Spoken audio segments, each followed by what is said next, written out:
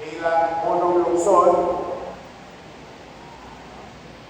bilang employer nyo, is bawasan sa payslip nyo ang contribution nyo sa GSIS, pagkuha ng kanan, ibibigay sa kaliwa, dadali sa GSIS.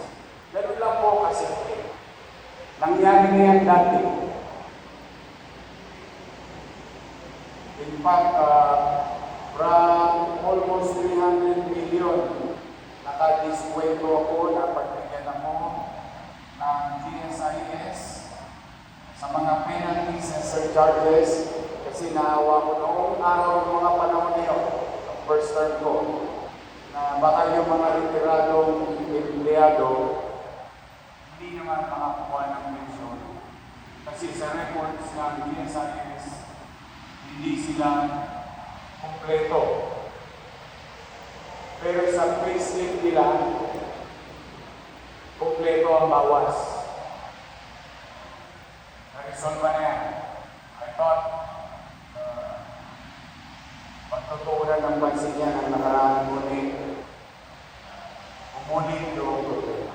Pagkakaroon mo mga piyato, mga kasama ko na nililingkod sa bayan, umanatag kayo.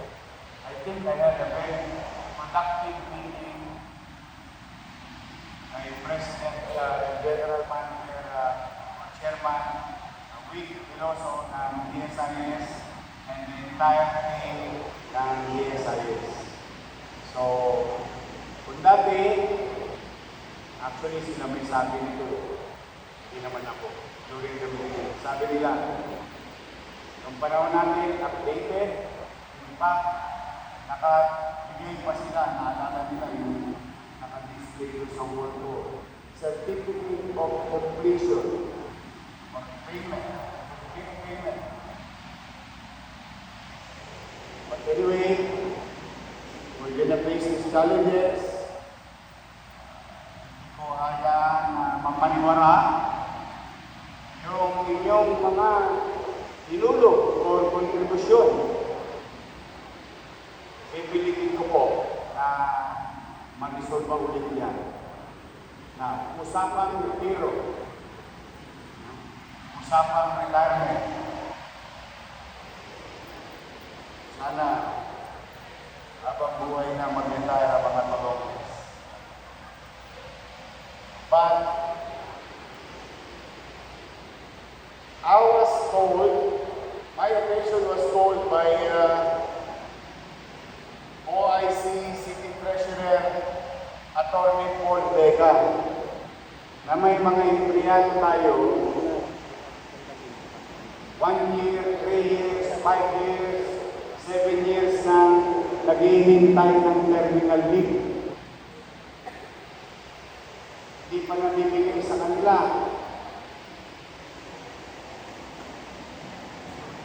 Yung marami sa kanila, 33 years, 31 years, 2 years, 10 years, nag-servisyo, kasama natin. Pero hindi nila napakalagan yung terminal leave nila. For some reason, walang cash.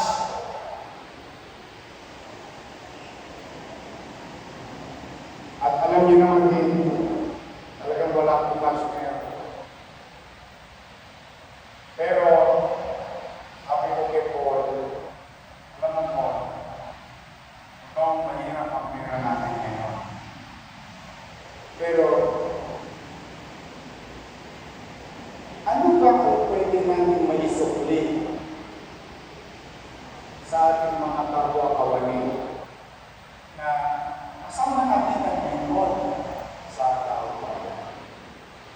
The least thing that we can do for them is to care and show understanding and give importance and value sa mahabang panahon ng servisyo. So, sabi ko sa kanya, magkano ba ang tingin? Kasi yung mga 40 empleyado, gumagod ko kayo sa baka. 23 billion pesos. Pero yung cash advance ng isang individual, nauna pa 194 million pesos. So where is justice there? If we, in office of the mayor, natasan yung isang department head, uy, pag-cash advance ka,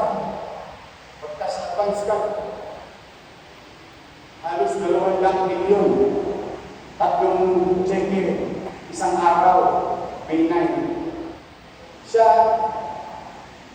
o yung liderato, okay lang na mag-cash advance siya, pero yung empleyado na may 23 million worth lamang ng pera, nakunin yung cash advance.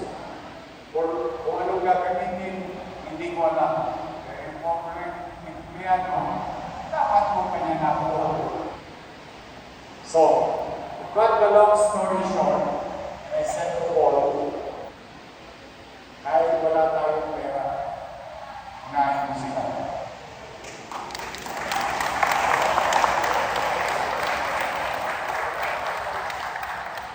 Kaya ngayon, ito ang ating regular Monday, makilala naman natin sila, mabigyan naman natin ng pagkilala at pagpapalaga. At bukod sa laway,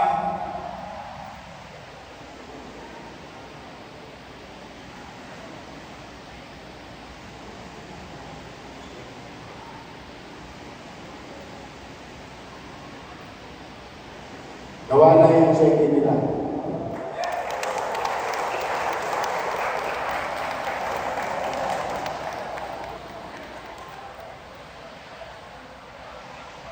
Unahin ko yung pinakamalaki. Sana all. 31 years in service. Dr. Romeo B. Cando.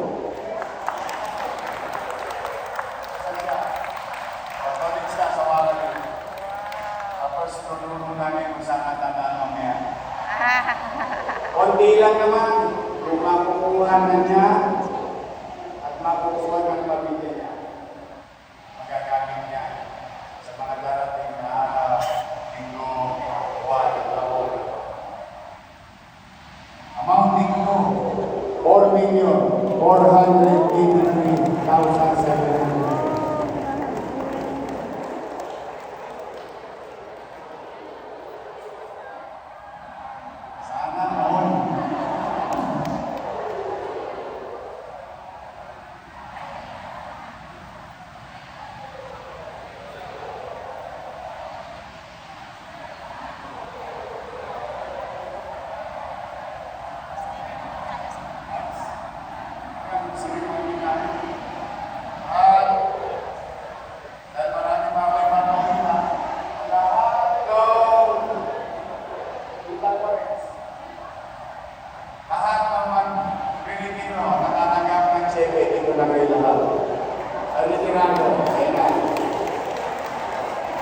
Tingnan niyo naman ang apunin na I love you. Ayan.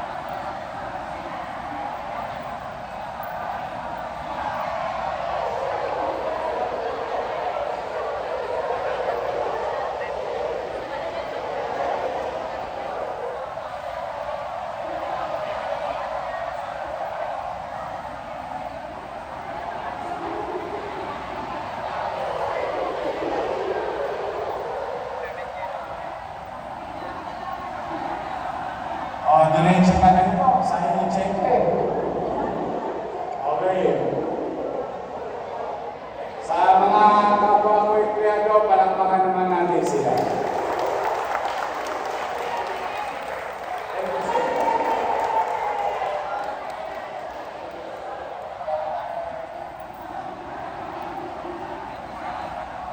Okay. Next. Sino hindi pa nakatapos?